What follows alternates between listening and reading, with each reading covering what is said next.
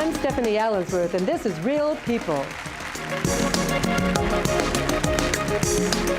And thanks for joining us here today. This is our debut show, so very happy to be here and very happy to have you all watching today. Today, our topic is going to be addiction. And we're here talking with Cristy Winters. And Cristy has been a bit of a hero to me because she has managed to kick a major addiction that's taken down loads of people these days, many, many deaths coming from the pharmaceutical addictions. And we are going to have a chat about what got Cristy clean. Maybe that's what we'll call this show. What got Cristy clean? How did you do that? How did you manage to go from being in such pain and suffering and not even knowing, how to get out of this basic pit that you were in, to kicking an addiction that so many people are not only dying from, but find it very, very difficult to work on. It's not an easy thing. So if you would want, just tell us a little bit of your story and how this all started, what started you on the Oxycontin, and the path you took to get out of it. Okay. You want me to start from the very beginning? Yes, I would. Thank you.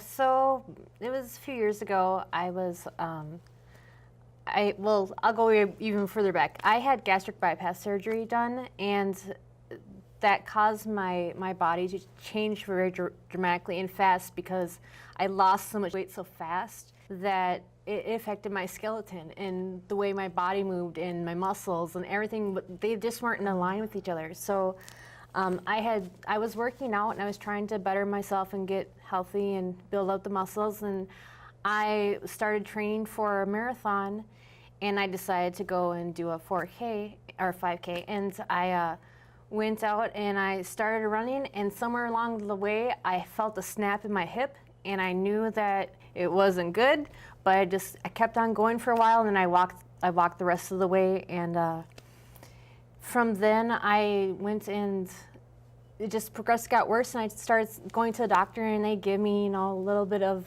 pain meds here and there to just, see if it helped, it'd go away on its own. Mm-hmm. And it didn't go away on its own, and then they started sending me to specialists, and I would continue to go to different doctors, and they would all say I had, back problems. Chronic pain was like the death sentence to me at that point when they said, you have chronic pain. I'm like, what does that actually mean? What does chronic pain mean? Does that mean I'm going to be terminally destitute to this pain for the rest of my life? And I'm thinking that's what it means. That is what it meant. And I was, and then that puts some toll on you emotionally because you're like, well, how am I going to live through this for the rest of my life? So then they introduce you to treatments and physical therapy, and once that doesn't work, then they start to sending you to other doctors, and then they finally get you to the pain clinic.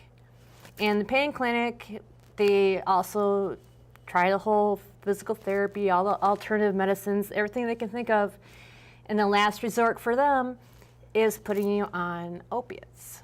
Mm-hmm. And so that was the last resort. That surprises me. And excuse the irony of the whole thing, but you do a gastric bypass to get healthy, and it ends up taking you on this horrible path where you not only hurt your back, but end up with an addiction problem that, takes you, 2 years, 3 years to tackle? Years. Yeah. But I'm so proud of you. But let's keep going. Yep. So they started me at a low dose. I was only on 2.5 milligrams 4 times a day of oxycodone, and I was doing just fine. I mean, the pain was subsiding. I felt fine, and then I started to feel more pain. So then they increased my dosages, and it got to the point where I was on so much of it that I lost myself. I lost everything, and from the time that I started taking Oxy till the time I got off, I've went through so many life changes, and it's all because my life was dictated around pain and making sure I had those pills every 4 to 6 hours. Well, and if I remember correctly, when we first started talking about this, you were having trouble with your mental capacity. You were worried that you were going to lose all of your memory and that you would become like this blank slate. Correct. And I totally remember, reaching out. You even had a campaign going, a Fund Me campaign to help pay for, get your medical bills taken care of because they were piling up so bad. And then we got together and we started doing some things and talking to other more holistic practitioners. So you want to go into a little bit about that? Yeah, sure. I started getting other alternatives, especially a massage therapy helped me out a lot. Love massage. And just that energy, the energy work that you get from massage therapy is amazing. We can elaborate on that another time. But then I was getting. They tried acupuncture, but that wasn't for me. For some reason. Needles and me don't get on it. Well, I also have another condition, which is neuropathy, which I found out later on during this whole process that I have. So that ended up being another thing. We can talk about that. But I forgot my train of thoughts. Where were we at? Holistic. When we turned to the holistic side of things, which was massage and acupuncture, but obviously not for you. Right. So, and also trying different essential oils was a huge one. That opened me up to being able to tolerate the pain when the oxy started to wear off. I could put that oil on me, or I could take it internally, and it helped me throughout that time period. So those were also really good. I highly recommend, and essential oils the same. Well, I believe in them too. So yes, and that therapy alone, it opened my eyes to other things, and I'll say it like this. I started smoking marijuana because I thought that was something that I needed to do, because I was to the point where the oxycodone wasn't doing its job like I thought it was going to do, and so I would take that with the oxycodone, and bad idea. Well, don't ever mix them together. Yeah, because alcohol, from what I was reading, because I did read up on some stats here, you could potentially just die from a regular dose of oxy and drinking alcohol at the same time. Yep. So I think that was probably the least of the dangerous things that you could have done. So, but I imagine it made some mental issues worse. Yes, definitely. Yeah. Because it's not the same thing as the medical marijuana that they have today, right? Yeah, it's the early version. Yes, maybe. The earlier version. But that's another thing is I'm on medical marijuana.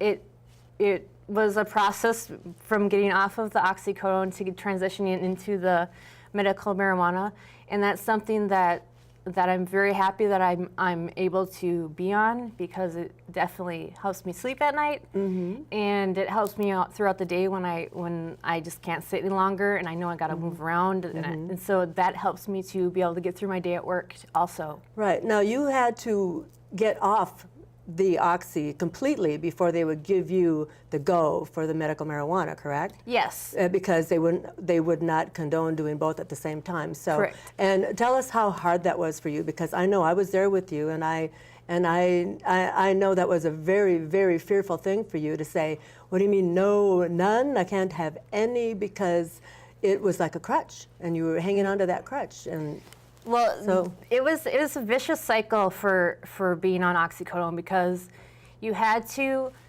go to the pain clinic once every 90 days and sit there and tell them your story over and over again. How sad you are, how much pain you're in, just so you could get your refill. And it was you felt really icky going to those places. Well, yeah, but they treat you like an addict. Yes, and and the thing is that, and they've made the addict. when you're on these pills and you're being prescribed them, you don't think of it as an addiction. No, so every time someone says that I'm an addict, I just would get so upset and like, I'm not addicted to them like you think I am. Yeah, because the doctor gave them to you. Yes. So it's it's the thing to do, right? This is the right thing. I'm being prescribed by a doctor. Yeah, this is what I have to do to survive. This is what I've been given by a professional who says that this is your last resort, this is all we can do for you. Yeah. You know, and it's pretty sad at that point. Right. It really is, right. because you just don't know what to do. And But you knew you had to get off of it. yes. Because it was vicious, and you know, you end up doing more and more and more and more and more, and when does it stop? It never stops. So you started backing down, right? You started cutting it in half and taking half your doses, but still that thought to be completely off of it scared the crud out of you. Yeah, I had a very bad emotional break when I decided that they were too much for me to continue on, because I lost so much of my life from oxycodone. I lost my family, friends, relationships. You know, it's endless. I mean, careers. You make so many people upset. You just move on because you're used to doing it over and over again. Because that's part of the side effects of it, right? From what I was reading up on today, that those are all symptoms of being just side effects, basically, from being on the oxy. Yep. So, you know, that's another compounding factor, that besides the pain, besides the memory loss, besides everything else that was going on, it's crazy. Yeah, it is crazy. But you did it.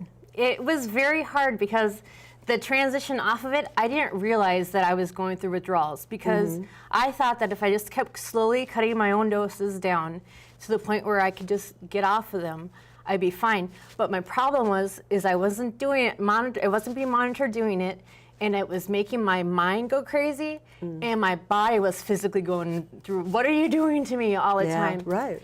And then I would just take more. All of a sudden, I just take twice my dose because I was in so much pain, and then it would knock everything off because my tolerance had went down. Yeah. And then I would get crazy in my mind, and then, you know, get mad at people and bad. have outbursts, and you know, and then you feel guilty about that. So everything just keeps spiraling and spiraling and spiraling. It's constant. So, yeah. And so finally, after ending up in the hospital from taking too much drugs and not taking care of myself, I was so dehydrated. I wasn't eating because I didn't need to eat, because oxycodone makes your appetite go away, and it's not a good thing. Trust me, it's not a good thing to have your appetite go away. I'm half the size I was 6 months ago. Yeah, I know. And it's been a constant struggle just to get off of them, and then I did it. You did it. You did it. I did it. And I am so proud of you. I'm going to cry because I'm so proud of you. I knew I had to do it, because if I didn't do it, I would be on the streets looking for it, or I would be shooting it up with heroin, because that was my gateway. That I knew that was what was coming. If I couldn't get off of these, I probably would be dead right now, or a junkie. Yeah. And that's really hard for me to think about, because I'm a totally different person than that. You're way too pretty to be a junkie. Thank you. But quite honestly, oxy is heroin. I mean, it's heroin in pill form. So they're giving you heroin. You know, they call them opioids, but what is heroin? It's an opioid. So you know, you inspire me, because you know, it's really hard to kick anything. It's hard to kick a coffee habit, cigarettes, alcohol. I mean, name it, gambling, and you, in my opinion, honey, this is one of the hardest things a person could do, and you did it. There's one thing I need to make sure that everyone understands who has chronic pain, that is on these nasty, evil drugs, no matter which one you're on. It's masking your pain. It's not your pain. Once you get off of these things, you realize that the oxycodone or whatever you're on was causing the pain. Well, It continues to trick your brain to think you're in pain all the time. You get off of these pills, you're still in pain, but you have control over this pain. This pain is not the same anymore. You can take a Tylenol now, and it helps with the pain. And I don't take muscle relaxers. All I do is I take the marijuana to help me sleep at night, because I still have muscle spasms. But for the most part, I mean, I can live with it. So you're saying the oxy was basically tricking your body into thinking that you were in more pain than you actually were. Absolutely. I'm so mad at those doctors for not realizing this and not getting people in chronic pain off of these drugs, because it's so important that people understand that I can't walk every day and you're struggling to walk and you're struggling to move your neck or whatever it is, just get off those stupid drugs. Yeah. You will not have pain anymore. I wish I could just tell this to people and make them understand it as much as I understand it now. Right. Because I would never believe them. I wouldn't believe me. Well, I think that they're actually, when I went to the pain clinic with you one day, and I really got the feeling that they were on a mission now to start weaning people off of these drugs and doing something else. Maybe there's a realization now that it's been, woo, take the drugs, take the drugs. I mean, I don't know, I don't want to, be the conspiracy theorist, but I am. Big pharma has a way of manipulating people and manipulating doctors and clinics into thinking that, this is a good thing. So it's good for them, but it's not good for anybody else. And there's so many people that, it was causing break-ins to pharmacies. People would go in and rob the pharmacies of all their oxy. They would selling them on the streets just like regular street drugs. There's a whole other world that people need to be aware of. And that's why I really wanted you on this show, so that you can show people that there is another way. There is another way, and don't let the drug trick you. Right. Don't let it trick you, because it's the little devil in there saying, you need more, you need more. And you don't need more, you need none. And then ice bags, Tylenol, anything else, the medical marijuana, anything that works, but not the drug. Absolutely. Not the drug. Yeah. And I know that there are going to be people out there that are going to just think that I'm crazy because I just did it and got off it. But chronic pain is all in your head. It is. Yeah. It's all in your head. And it's hard for anyone they're going to think I'm crazy because I'm saying it really is all in your head. That pain that you have, you can get rid of it. You can. I completely agree. Absolutely. There's so many other ways. Like you brought up massage therapy. I had a car accident, hurt my lower back, and I didn't want to take, if you look in my freezer right now, I have a multitude of different size ice bags because that was my go-to. Every time I hurt, I put an ice bag on it, and that helped a lot, but my saving grace was really massage therapy. I had to pay out of pocket for it because insurance companies won't pay for it, but it worked for me. Well, not 100%, because I still have, aches and pains too, but not like I had because Right. And also taking care of yourself. I mean, when you're on oxycodone, or I should say any opiates, any painkillers in general, you lose your appetite. You don't take care of yourself because after a while you feel good. You think you're fine, but you're not getting the nutrients. You're not drinking your water. You're not eating. I mean, all these you're things thinking is, I need another pill. And that's huge too. Is nutrition is such a big part of this addiction too. Most of the people that you'll see who have opiates and heroin, they are thin, they're frail. It's hard to have an appetite. I'm here in the office of Gail Pearson, one of the top women attorneys in the state of Minnesota. And Gail, how did we get here? How did we get in this crisis? Well, I've been practicing pharmaceutical litigation for about 25 years now, and just started out understanding the concept of what a pharmaceutical company needs to do in order to get their drug approved, and saw that it based in large part on clinical trials that they were presenting to the FDA. The FDA does not do their own testing. They rely on the pharmaceutical company to be truthful to them. And one of the background skills I had was actually in the laboratory. So I'm a clinical laboratory scientist, also a board-certified clinical laboratory scientist. So they used to put in front of me the clinical trials, and my job was to analyze where the bias was. Where were the problems? Where was the deception? And I got very good at it, and I found that there were some parameters. If you have a clinical trial funded by, for instance, a pharmaceutical company, testing its own drug, you have about 8 times more likely to have favorable results in favor of the pharmaceutical companies. There are different types of manipulations where they might cut off certain type of participants in the clinical trial so they don't actually see the bad effects. They might shorten a clinical trial to, say, 12 weeks. So anything that happens during that period of time, the pharmaceutical companies will pick up. After that time, they miss, and it doesn't become part of the study that they provide to the FDA. So that was what I started with, and it became very easy when we've got pharmaceutical companies that really focus on money and profit and greed. There's such a stigma associated with addiction. And if that's the only conversation, we're never going to get to the solution. And that brought me easily into the arena of the opioids, which really, again, started by greed.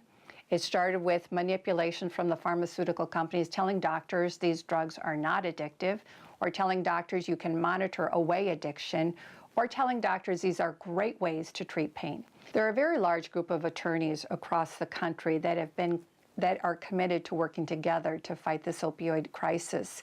So we've got attorneys in West Virginia, which, as you know, is a hot spot for opioid problems, in Vermont, in California, in Washington, in Texas, to try to hold the pharmaceutical companies and the distributors of the opioid medication accountable. What we've done is we've represented different segments of society, kind of plugging up the dam of all of the problems. We represent police officers, we represent firemen, we represent municipalities, we represent individuals who have suffered from being addicted. We represent states that are really spending a lot of money handling this opioid epidemic. And we've consolidated those efforts in a court in Ohio, and it's called an MDL, or multi-district litigation, which really permits municipalities from all over the country to come and have their case heard in one court. The defendants in this case range from the pharmaceutical companies, they also all of the distributors that distribute the opioid medication, and in some instances the physicians that are overprescribing the medication, despite them finally learning that this is not appropriate practice. So how did we get here? Well, pharmaceutical companies spend a great deal of time and investment into selling their product, not only on the television, but directly to doctors and physicians. One of the ways they do it is they'll create a disease that their medication will treat. And this happened somewhat in the opioid epidemic, where the conversation became pain is the fifth vital sign. So when a person appeared in the emergency room, we all know doctors took their pulse, their blood pressure, their blood, checked their respiration. And what the conversation that the pharmaceutical company pushed and wanted to have happen is that we have now a fifth vital sign, and that was pain. And some physicians were absolutely duped by the pharmaceutical companies, who spend a tremendous amount of money sending individuals into doctors' offices, convincing them that a particular drug is the solution to all their problems. There are other physicians, however, that are very much aware of the addictive nature, but they found a cash cow in prescribing medication to individuals regardless of whether that person's addictive. Some of those doctors have faced criminal prosecutions in New York and Texas and across the country, and those practices and those physicians are also part of this case. So we are trying to plug all of the holes in the dam, from the pharmaceutical companies to the bad prescribers to pharmacies. They very much are aware if there is overprescribing being done or inappropriate prescribing practices. So we're trying to take them all on. Right now, to treat the opioid epidemic, we have emergency responders that need medication to counteract an overdose situation. We've got hospitals that are providing care to individuals that have overdosed, or babies that are born to addicted mothers. In the NICU, for instance, there are some communities in West Virginia where the hospital NICU unit, which is the neonatal intensive care unit, are treating mothers and babies addicted to opioids, and that cost to that hospital has become so burdensome they now can't provide care to individuals who are not affected by opioids. So the burden on society is more than just us or an individual who might be addicted to opioids. It the cost goes to our emergency responders, our hospitals, our police officers, our firefighters who are also facing head-on this epidemic, and we need their support. And the only way that the pharmaceutical company is going to be inclined to do something is in the court of law, because they have been, they had a chance to do the right thing on their own, and they did not. Right now, our only voice is through the court system, and we need to be vigilant and strong.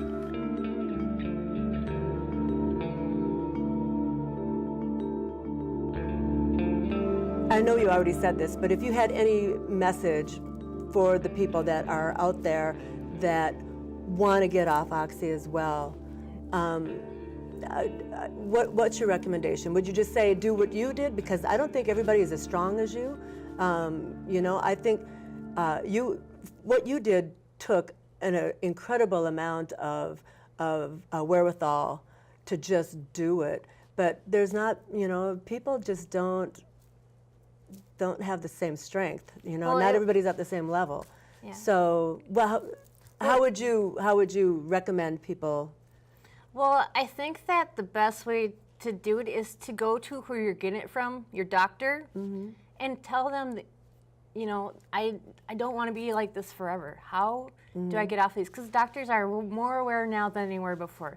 I mean, they're getting chopped. The drugs are getting chopped. They're not able to prescribe them as much anymore. So, I mean, let the people that actually need them have them. Yeah. You know, yeah. And who really needs them at this point, right? I really don't know, actually, because they shouldn't even be giving them to the elderly. They say, oh, they give them to the elderly because they're in pain. Well, those are the worst people to give it to because they're already feeble and they're not as active. I mean, the drug just sits in their body and it stays. You know? So, and it makes it actually worse for them because then they have a greater fall risk. Right. You know, it's like, oh, grandma's gone nuts. Well, grandma's on Oxy. So just go to your doctor. That's what you're going to recommend? I would recommend that. And, you know, our whole lives are now social media. I mean, you can find so many support groups out there that will support you in this decision, because right now you go out there and there's a lot of them saying, well, I need the pills, I need the pills, I need the pills. But if you find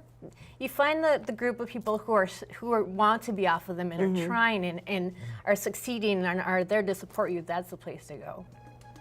I'd like to thank Cristy for being here with us today and telling us her powerful story. Come back next week when we visit with L.A. Nick, the self-proclaimed mayor of downtown Minneapolis, at night. Until then, this has been Real People with Stephanie Allensworth. Bye now.